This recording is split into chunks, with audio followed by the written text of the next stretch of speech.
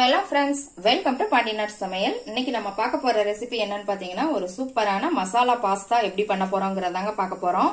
இது ரொம்ப ஈஸியா பண்ணிடலாங்க. பாருங்க, பாக்குறதுக்கு எவ்வளவு சூப்பரா இருக்குதுன்னு. வாங்க இந்த மசாலா பாஸ்தாவை இன்னைக்கு நாம எப்படி பண்ணலாங்கிறத பார்க்கலாம். இப்போ நம்ம பாஸ்தாவை வேக வச்சுக்கலாங்க. அதுக்கு நான் ஒரு பாத்திரத்துல தண்ணி ஊத்தி வச்சிருக்கிறேங்க. தண்ணி நல்லா பாயில் ஆகட்டும்.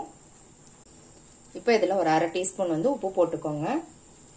அதோட ஒரு 2 ஸ்பூன் ஆயில் விட்டுக்கோங்க. பாஸ்தா ஒன்னோட ஒன்று ஒட்டாம வேகிறதுக்கு தான்.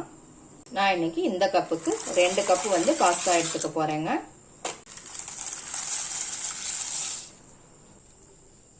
இப்போ இந்த பாஸ்தா வேகட்டுங்க. ரொம்ப குழைய விட்டுற வேண்டாம்.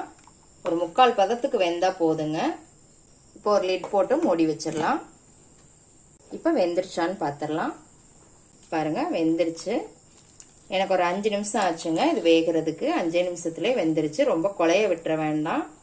இப்போ இதை தண்ணியை வடிகட்டிட்டு இந்த பாஸ்தாவை மாத்திரம் எடுத்துக்கலாம். இப்போ ஒரு கடாய் வச்சிருக்கிறேங்க. அதில் கொஞ்சம் எண்ணெய் விட்டுக்கலாம். ஒரு 3லேருந்து 4 ஸ்பூன் பக்கம் விட்டுக்கோங்க. எண்ணெய் சூடானதும் ஒரு துண்டு இஞ்சியை இந்த மாதிரி துருவி எடுத்துக்கோங்க. இல்லைன்னா பொடியை நறுக்கி போட்டுக்கோங்க. 6 பல் பூண்டு அதே மாதிரி துருவி போட்டுக்கோங்க. இல்லைன்னா பொடியை நறுக்கி போட்டுக்கோங்க. இது இந்த எண்ணெயிலே நல்லா வதக்கிக்கலாம். இதோட 2 வரமிளகாயை இந்த மாதிரி நான் மிக்சியில் பவுடர் பண்ணி எடுத்துருக்குறேங்க. ஒன்றும் அதிகமாக அதையே இதில் சேர்த்துக்கலாம். இது எல்லாம் நல்லா வதங்கினதுக்கப்புறம் 4 பெரிய வெங்காயம் இதே மாதிரி பொடியை நறுக்கி போட்டுக்கோங்க. இதையும் நல்லா வதக்கிக்கலாம். ஒரு 2 நிமிஷத்துக்கு வெங்காயத்தை நல்லா வதக்கிக்கோங்க. வெங்காயம் நல்லா வதங்கிடுச்சுங்க. இப்போ தக்காளி சேர்த்துக்கலாம். நான் மீடியம் சைஸ் தக்காளி ஒரு 5 தக்காளி போட்டுக்கிறேங்க.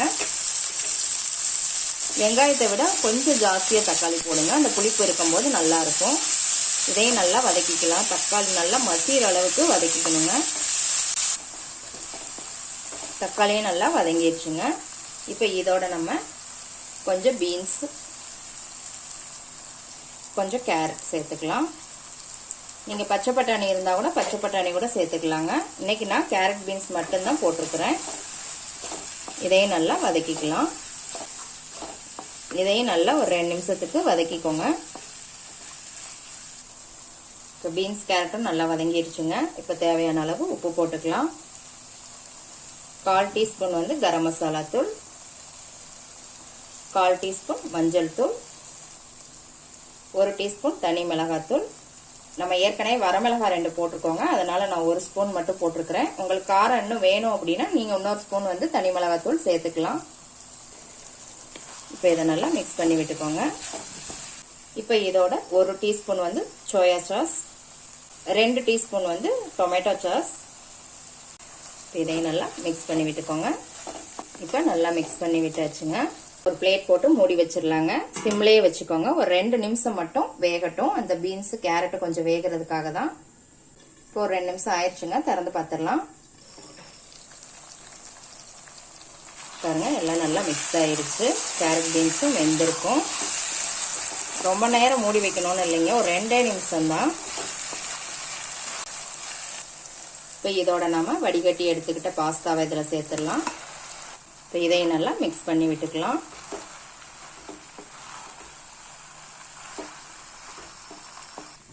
பாருங்க, நல்லா மிக்ஸ் பண்ணியாச்சு. எவ்வளோ கலர்ஃபுல்லாக சூப்பராக இருக்கு பாருங்க. இப்போ இதை 1 நிமிஷம் மட்டும் மூடி வச்சுக்கலாங்க. 1 நிமிஷம் ஆயிடுச்சு. பிளேட்டை எடுத்துடலாம். நல்லா ஒரு டைம் மிக்ஸ் பண்ணி விட்டுக்கோங்க. இப்போ இதில் அரை டீஸ்பூன் பெப்பர் சேர்த்துக்கலாங்க. அதோட கொஞ்சம் மல்லி இலை. இதையும் நல்லா மிக்ஸ் பண்ணி விட்டுருங்க.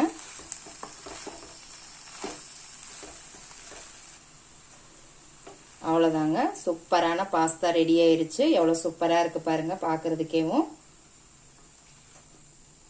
இந்த மசாலா பாஸ்தா எப்படி இருக்குன்னு செஞ்சு பார்த்துட்டு கமெண்ட்ல போடுங்க. லைக் பண்ணுங்க, ஷேர் பண்ணுங்க, சப்ஸ்கிரைப் பண்ணுங்க. கூடவே பெல் ஐக்கான் பட்டனையும் அமுக்குங்க. மறுபடியும் வேற ஒரு ரெசிபியோட சந்திக்கலாம் ஃப்ரெண்ட்ஸ். அன்போடு சமைத்து ஆனந்தமாய் உண்டு இன்பமாய் வாழுங்கள். வாழ்க வளமுடன்.